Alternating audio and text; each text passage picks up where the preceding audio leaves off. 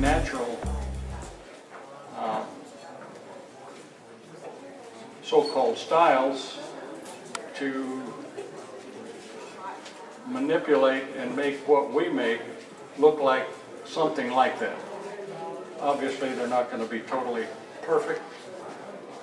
Trees don't grow for us, they grow for themselves.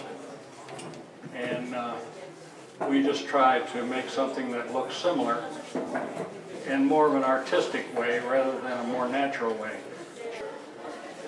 He also said, he asked me how many bonsai I had, and I said I keep my count down to about 30 to 35 trees. And he said he had 300 trees. I said, well, if you can take care of them, good luck. His wife later caught me up and she said, yeah, he's got 300 trees all right, but they all look like heck. So, and as we get older and older, you know, the trees get a little smaller and smaller. Can't lift the darn things. So we make smaller trees. The nice thing about that, the pots don't cost as much. If you try to pot everything you make, you're not worthy yet for a pot. But if you have space, why not put it in a pot? Just don't go out and buy the perfect pot. Don't ask me what a perfect pot is, because every tree is individual and requires a little more selective discipline when working with a tree that, for instance, like this, as opposed to a really, really super nice tree. You don't want to put a very, very nice tree in a cheap pot, because it doesn't work. Technically and visually, it doesn't work. It's like a masterpiece painting in a dime store picture frame. What do you see? You see in the dime store picture frame. By the same token, if you put a very nice, expensive $400 frame around a poster, what do you see? You see the frame. And it's the same thing with pots. If you have a very nice pot with a mediocre tree, the first thing you see is the pot. They're supposed to go together in one teamwork kind of picture, where the pot complements the tree, not the tree complementing the pot. If it's well done and do what you expect them to do and want them to do, they will eventually outgrow the pot in a aesthetic way, not in a size way, because they do that too. They'll outgrow the pot and you have to use a bigger pot as the tree begins to grow. But from an artistic standpoint, it's common that the tree might be ready for a better pot someday, and possibly a different design pot as opposed to an oval pot. Let's say we say, well, it really looks better in a rectangular pot, or a shallower pot, or a deeper pot. And so you're always on the lookout for bonsai pots that fit your pocketbook. You see an awful lot of different containers. Different in the sense that we don't see two of them alike. And so there's a big choice out there for bonsai pots. Not only in size, but in style and color. Some pots are glazed and some pots are not glazed. The glazed pot generally is used to enhance or to complement a feature of the tree. For instance, you might put a Japanese maple that turns red in the fall in a nice blue, sky blue glazed pot, as opposed to a brown pot. If you tried to use that same sky blue pot with a conifer, it probably wouldn't really work well. They're better off in a nice earth tone, dark brown or light brown, or sometimes a reddish brown color. All bonsai pots have holes in them.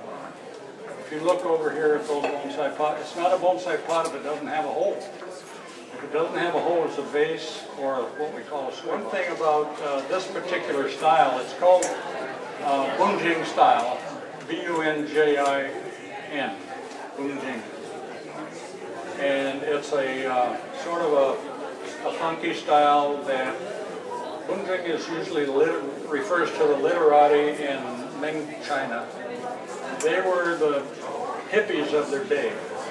They didn't want to do everything according to what the government said they should do in poetry and art, basically. So they were the ones that lived out on the rocks by the seashore. And a lot of the seashore pines, especially the pines, had some really very interesting, gnarly kind of styles. They weren't normal, ordinary Christmas tree shapes. And so they sort of took that and decided that they would make their bonsai look a little bit like those trees. And the problem with a tree like this, obviously it's grown, and so it's lost its sort of Bunjin sparse foliage style, because it's got a lot of foliage on here that probably ought to come off. And so when I get finished here, if we have time, it'll look a lot more naked. I think the question was, will these turn brown if they are cut like this? Right. They will. Yeah. So you don't do that. You cut the stem. So if you do the stem. Just the stem. Okay. That little piece right there will turn brown. But if you do that, the whole thing will turn brown. So you have to make sure that you're cutting a stem. First president of the Golden State Bonsai Federation. You started the Golden State many, many years ago. I don't want to say the years because that makes you old. I was still in diapers.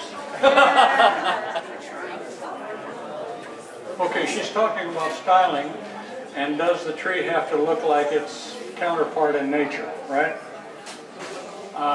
It can, but it can't. If you look at a tree that you really admire, let's say a good example would be the Carmel Peninsula, the Monterey Peninsula, the Monterey cypress that are windswept and have their really nice shapes. You can try to duplicate those shapes. But if you walked up to the tree and looked at it, there was a lot of things you wouldn't try to incorporate in your design. What you want is the impression of a Monterey cypress, or a windswept tree you might see in the top of a mountain, or in a picture. If you go on the East Coast, you can see a lot of oaks that are blown, grow in sand areas, part of the beaches, and the wind obviously has some influence on them, and so they're shaped by the wind, and you can duplicate that to a certain extent. Obviously, you're not going to duplicate every branch, it's just not possible.